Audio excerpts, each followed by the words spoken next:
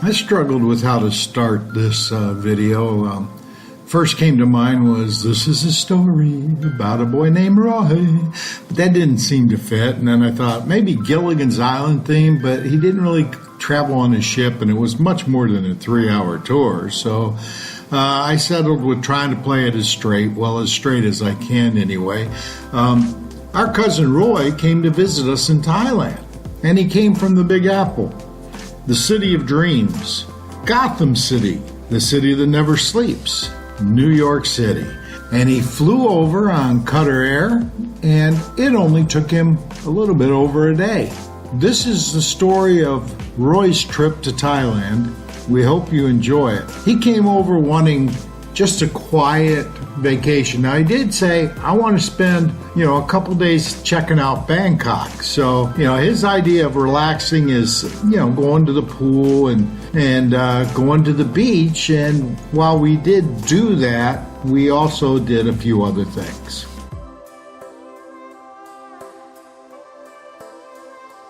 Now, any Thai story is going to have a lot about food there. And Roy's flight over was no exception. Not only did he have excellent food served to him on the plane, but he traveled business class, so Qatar Air allows you to order as you wish. He could order several meals, and he could order it when he wanted. And the meals, well, let's just say, they looked pretty good. I mean, when you look at what you see on your screen, he didn't go hungry, I'll say that. But it's a long, long flight, and he first stopped in Doha. He went from New York to Doha, had a bit of a layover, visited the Doha airport, of course, and then he headed off for the last leg of his trip, which was on to Bangkok. And that was a much shorter flight.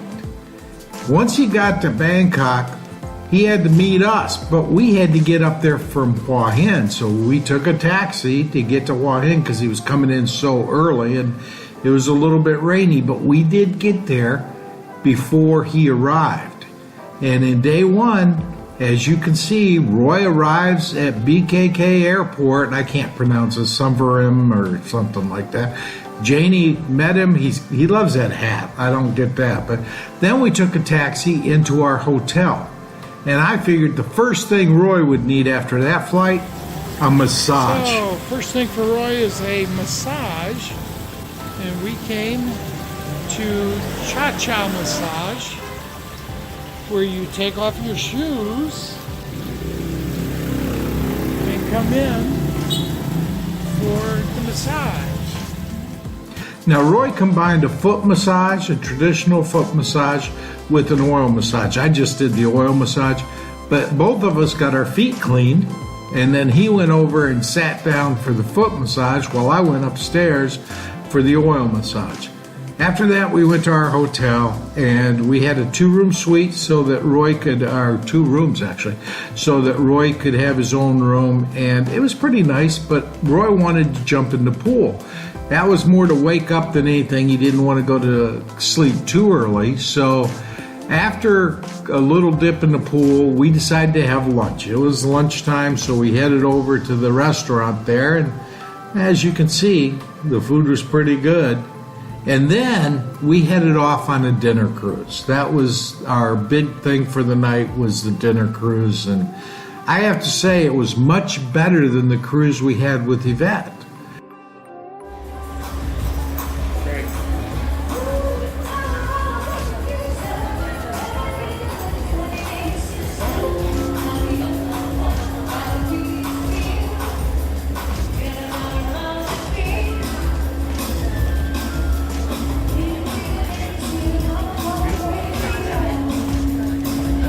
As you can see, it was pretty good entertainment. The problem was it rained and had lightning, so that was the only time we heard the entertainment, was when we got on the boat. But the food was much better than when we went out with Yvette to a dinner cruise. It was a different cruise ship, and the sights were pretty much the same. It goes up and down the river in Bangkok, and so you get to see all the sights. And I'm just going to be quiet and allow you to enjoy the sights from the boat, and I'll come back a little bit later.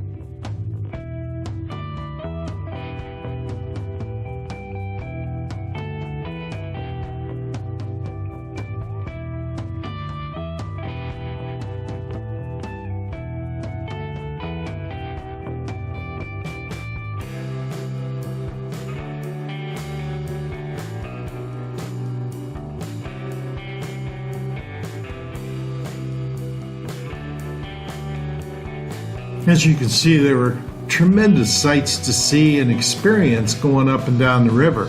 The glittery buildings aren't really glittering with light as much as they have broken mirrors that are put into the sides, the walls, sometimes the roof, on different angles. So it reflects any light coming from any source, but primarily from our boats as we went by, and that's why they look so sparkly. Roy was suitably impressed, and again, unfortunately, because of the lightning which you saw, there was no real chance to see the live entertainment, which would have been spectacular, but the food was so good and the sights were so good, and this really ended our first day with Roy there. It may have seemed kind of busy, but he seemed relaxed and he got a good night's sleep so that we could start in on day 2. Now, day 2 started like most days, food, breakfast. Then I packed Roy and Janie off in a van to take them to the Grand Palace. I'd been there and I really didn't want to walk, so I let them take the pictures and do the documentation, but they seemed to enjoy it. The Grand Palace is ostensibly where the King of Thailand lives, with his family, of course. There's a lot to see. There's different buildings, different architecture, different statues, and just sights and sounds that you don't get many places in the West. So again, I'm going to let the music play while you kind of go on this journey with Roy, and I'll come back after the trip to the Grand Palace is done to explain some more of what we did on day 2.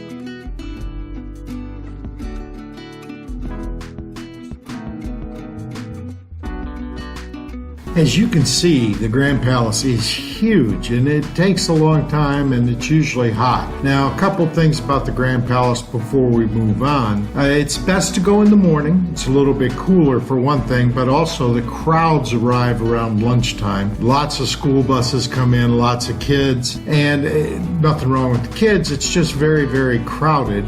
And so you want to take that into account when you go. Roy and Janie loved it, and Roy and Janie even got their driver to stop by the jewelry mart on the way home. So they were going to come back and get me before we headed off, but Roy decided to purchase a ring, and this is the prize of travel.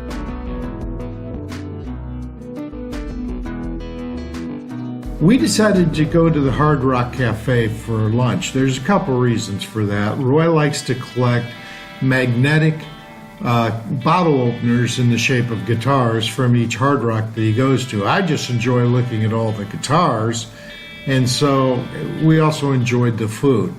Now, while we were there, we got to see an awful lot of memorabilia that, you know, it's Hard Rock's a great place to go if you love rock and roll, because it has great music in the background. If you go in the evening, they may even have live shows for you. We were there at lunch, so we didn't see live shows, but we got great food, and we got to meet a couple of special people. Wayne and Eleanor are actually, Wayne is the drummer for a band called the Rockets, and so we chatted with them. Then we headed out on the street where we got to see some of the sights in the area, and of course, Roy got his second massage in 2 days.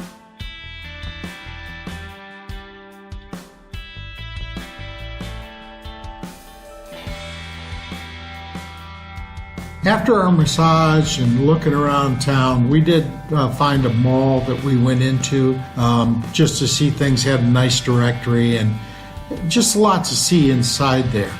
But we eventually decided to go to our final stop of the night. I'll talk about that in a little bit, but first of all, after we got done with this, we went outside and we were able to see mass transit. Now, I'm not sure if this is BTS or MRT. One's above ground, one's below ground. This is the above ground one. The below ground one also comes out, but we went to the King Power Mahanakhon Tower. It's got a skywalk. It's the largest tower, the largest building, highest building in Bangkok. Outside, they've got three-headed elephants that Roy kind of liked. Wanted to get a souvenir with the three-headed elephant, but we weren't able to. We went into the skywalk, to the Mahanakhon Tower, and got tickets to go up to the top. Now, the problem is, Roy is deathly afraid. Now, again, these pictures are basically the Bangkok skyline in relief upside down on the roof, and the gold tower that you see is the Mahanakhon Tower. That's kind of pointed out right there. It's really interesting. It's on the way to get to the elevator to go up to the 74th floor. Now, once you get up to the 74th floor, I think the elevator takes 2 or 3 minutes. It's very fast going up. The views are spectacular, as you can see here. Now, this was in an enclosed area. It was not the roof. Now, we got to that later, but Roy still wasn't real comfortable getting close to the glass, but he did it. He overcame his fears, and he overcame quite a bit. I like taking videos from above. I prefer from over on the roof because you can actually reach over the glass and get it unfiltered when you take the pictures. But on this one, you have a building high digital billboard, which I thought was pretty cool. And later on, you're going to see, again, I'm not sure if it's the MRT or BTS, but you'll get a chance to see one of the trains coming out and moving. There's so much to see here and so much to do that it's just really impressive. The helpers are very friendly, posed for us. I thought that was very nice. And we just really enjoyed our time here. Here you can see the train. I'll zoom in on it so you can see it closer. Again, I'm not sure if this is MRT or BTS. This one came from underground. So even though it's above ground now, part of it was underground. The skyline, amazing, as always. and I'll let the music play for a little bit and then come back a little later.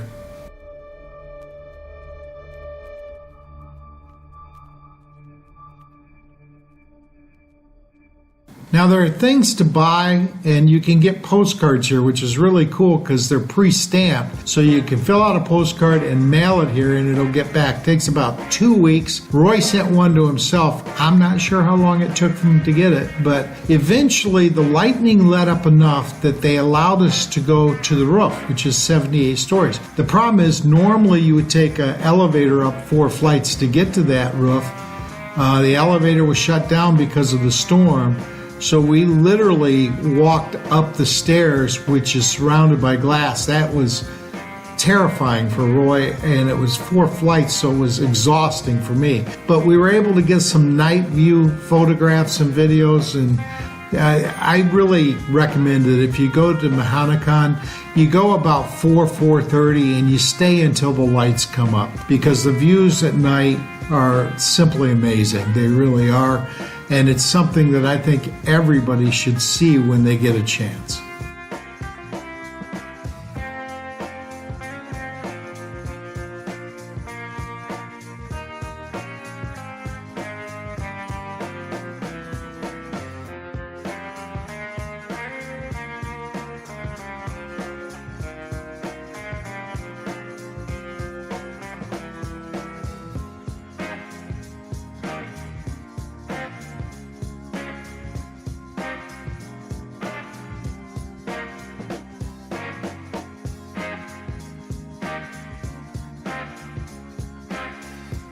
The views from the Skywalk are really spectacular, but I have to hand it to Roy.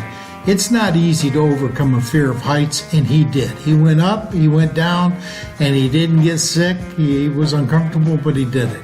Day 3 started with breakfast, and then from breakfast, we actually caught a van over to the airport, Suva Airport, and walked around the terminal a bit until we could find the place where we could buy bus tickets to get home. So you can see the sights at the airport. It's kind of nice, and there are guides and there are escalators, and we finally got downstairs to where we wanted to go so that we could actually get to the bus home.